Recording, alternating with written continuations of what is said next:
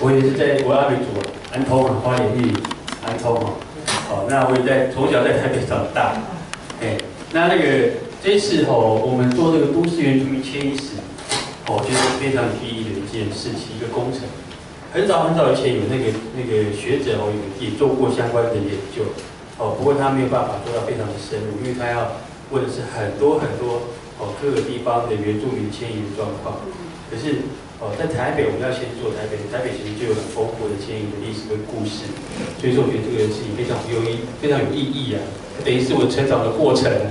我的父母亲从花莲到台北工作，其实我常常在听他们在讲那个过程是什么样子。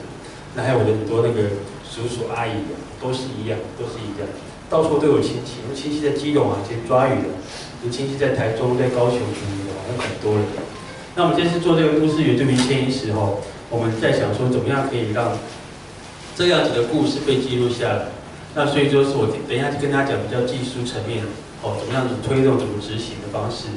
早上的时候应该有2位我们担任讲师一个是杨世范，温玉珍有跟大家介绍过，有吗？介绍过了一开始就介绍过。那个杨世范是现在在政治大学念博士学位他的研究就是做都市的原住民的甚至是做都市的迁移的过程他出了几本书，他其实做的研究都非常深入。对于教会的部分，他也有一本著作。出了什么书？什么书我下次带过来好吗？下次带过来。对，给大家看一下他的研究。那温玉珍他也是在政治大学攻读博士学位，念的是教育。那我们特别请他们2位过来主要是想说，男性的迁移在台北市的劳动工作的经验，跟女性的应该会有不一样，所以我分组进行，分男的跟女的。因为男的做的工作或许有女的参与，可是女的感受可能会不一样。那女的可能有特别的工作的方式所以分组进行。那我们今天因为是第一次，所以我们就在一起，在一个教室里面，也请诸位过来跟大家做个勉励。那下次开始之后，我们就分2个教室进行。会再请我们波尔大学的同事安排另外一个教室，这2个教室进行。那进行之后呢，我们每一个教室进行大概就是5个到6个左右。我想今天的女性比较多一点差不多这样子人数差不多。然后男性少一点，可以再多找几位，因为不同的生活经验、不同的劳动工作的经验应该会让我们这样子的访谈会更丰富。那我们这边提供的就是我们先进行大概3个月到4个月这样子每一周的进行。那每一次进行呢，我们可以提供的是400块钱的座谈的费用，400块钱座谈的费用，就来一次。然后我们提供你们的午餐跟400块钱的座谈的费用。那刚才主委也有提到，就是说，因为如果说是过去在台北的生活经验，应该可能有一些照片，如果带着照片过来讲故事就会很生动。所以说你们也可以带着老照片过来，比如说你们过去的照片有拍到过，可能在盖什么大楼，或许是101大楼，或许是附近的什么建筑物，所以这个大楼其实是我们都是公头阿美族公头带着我们大家去盖的。照片拿过来，看着照片讲故事，这样会比较精彩。那这是照片带过来之后，如果说我们要再使用的话，我们一定会提供照片使用的费用，还有照片版权的费用我再跟大家做讨论，看怎么样提供照片，让我们做之后的我们这个迁移史建制完了之后，如果说只有大家的记忆给我们分享之后，我们就放在收音录音带里面，这样就很可惜。最后要发表，大家都知道说我们过去我们的长辈是怎么在台北奋斗的，要发表，然后应该要有一些图像的记录分享给大家看，原来这些都是真实的我们不是自己在那编造的故事，都真实的。所以有这样的影像记录、照片记录呢，我觉得应该是有一个必要性。到时候再跟大家讨论，就是说版权的费用要怎么去计算。那不过就是说，我们现在就是先请大家就带着你们的过去的照片一起来，一次带1张照片一起来，然后用照片来讲故事。当然，如果说你的故事很丰富，可是没有照片也没有关系不是一定要有照片，就来这边分享在特别奋斗的过程。那我们这样子的东西，我们发表之后，我们可能要出书之后呢，我们需要让台北市民或者是我们原住民的下一代都知道说，我们过去的那个长辈在台北的奋斗，对整个台北的改造，台北为什么变成这么现代化的都市，都是有贡献的。把这个事情跟他们讲，他们觉得原来我们的长辈是这么努力的让台北从一个丑小鸭变成一个天鹅，变成漂漂亮亮，都是我们原住民的功劳。我们原住民不是说是台北的负担，不是我们台北市的负担。台北这边原住民都要跟我们领补助，好像生活都不是很好，经济状况没有改善，不是这样子。我们台北的原住民对台北贡献非常的多，这个东西要一直被强调出来。那这样子被强调出来呢，就要靠大家是把过去的故事都分享出来，让我们的下一代都知道说，我们其实很努力的在台北创造经济奇迹。可是你们看到奇迹，都以为都是别人的奇迹，其实原住民的贡献非常多。我们需要做的是这件事情呢，是这样的事情。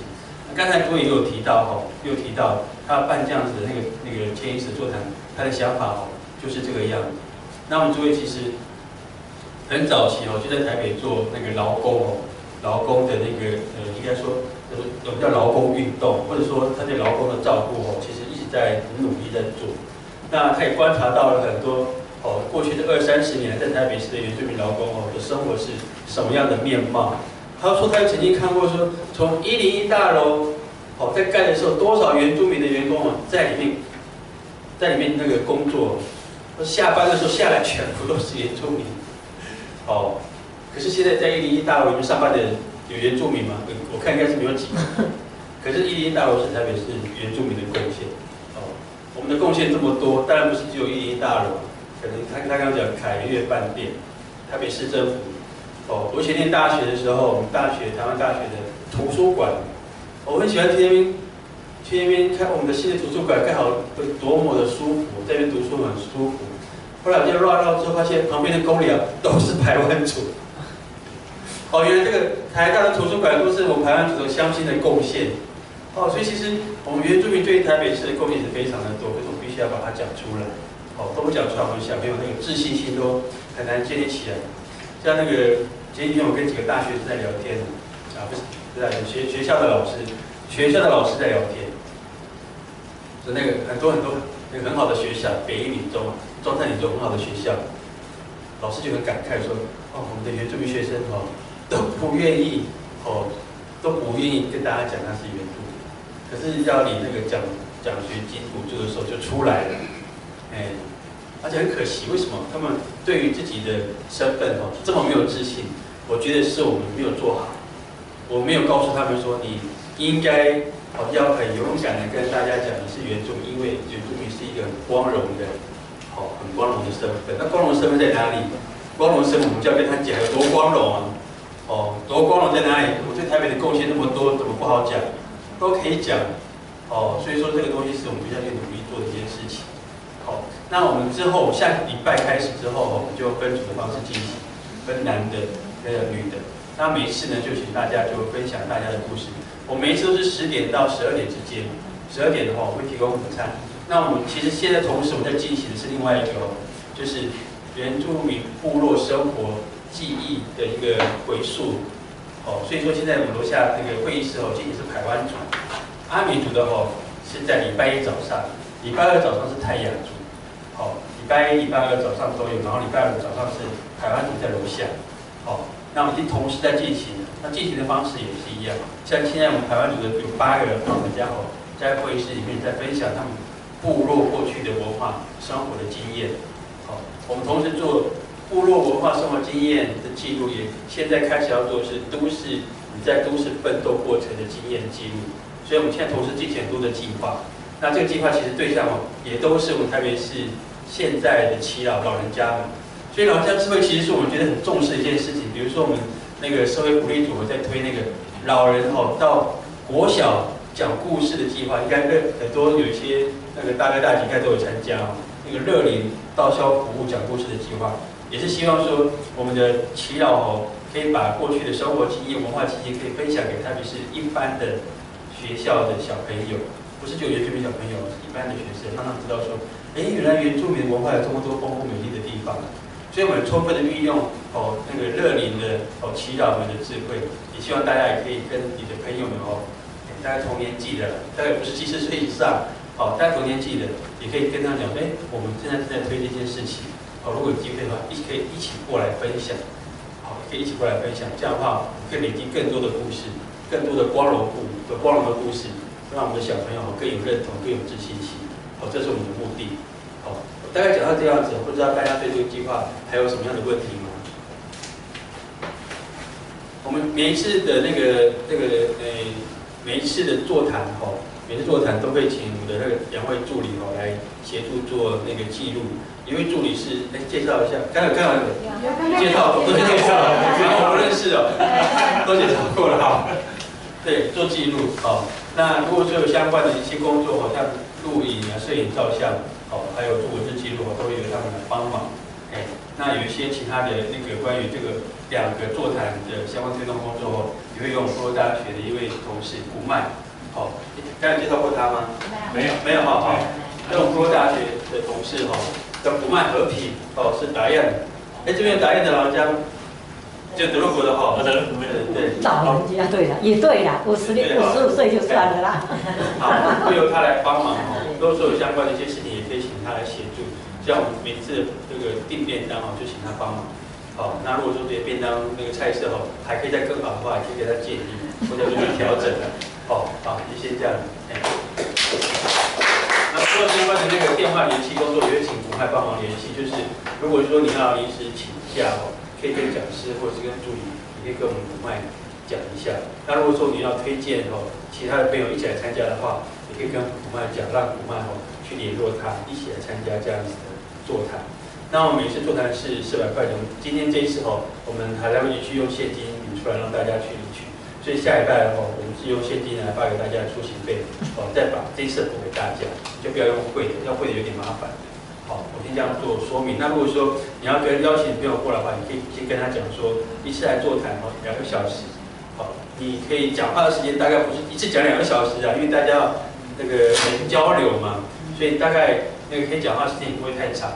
就交流的方式，可是我们一次就是400块钱，那你可以带照片过来。带照片之后，如果使用上面要付费的话，我们会再提供照片的费用。所以说，因为之前有人讲说，400块钱好像不够，你有坐计程车来回就200块不见了，来的话只剩200块，所以我们就用照片、图片费的方式来再补。如果说你觉得还可以再希望能够多点那个就是参与座谈。的回馈的话呢，我们就用照片费来回馈给你，大概是这样说明。那还有什么问题吗？请说。第一个关于相背的问题像我们教会不做那个20多年、30多年的时候，相背可以借用，也可以退，那种方法不一定说把它收起来，也可以退还给他。我知道了，我们照片一定都是翻拍，我们都翻拍，不会拿回来不还给你们，我们都是拿来之后我们就拍下来。如果我们要用的话就拍下来翻拍。所以这样的话，大家都很重要的消费，也许就是来收表学费，都要对给他。对。第二件事情，刚刚提到说要请别人来参加，要他们继续参加到结束呢，还是他自己这个有时间参加，要请他，所以一定要讲清楚说，就是要他继续到结束，还是暂时他有时间去了，可以吗？我这样说明就是我们这个希望进行大概3个月到4个月了，然后因为每一个人的生活经验有的很丰富，可是他不知道怎么去表达，他可能来2次就觉得他讲完他的故事了。他之后也不是一定要过来。他如果他的经验很丰富他也可以一直讲话，他当然可以每次来。可是不要说今天来讲的故事，下次还是讲一样的故事，再下一次还是讲一样的故事。我说这个不是一定要每次都来，可是我们希望是说，如果说你有很丰富故事要一直分享的话，欢迎你一直都来，因为你的故事很多。那如果说你那个生活经验没有那么丰富那你可能来1次2次就已经差不多讲完了。我的生活过程大概这个样子讲完的话，那如果说我们的讲师还可以再挖更多的故事的话，当然也可以再继续留下来。那如果说觉得也差不多，不用再讲的话也没关系，不是一定要强迫过来。大概是这样的方式，比较弹性啊。像那个吕牧师那个生活历练比较丰富的，有很多故事可以谈的。我当然希望吕牧师可以来，每次都来分享一下你的经验，因为每一次来可能虽然2个小时，可是你可能没有办法一次把2个小时都讲完，因为他天天看别的故事。大概是这样的情形。还有其他的问题吗？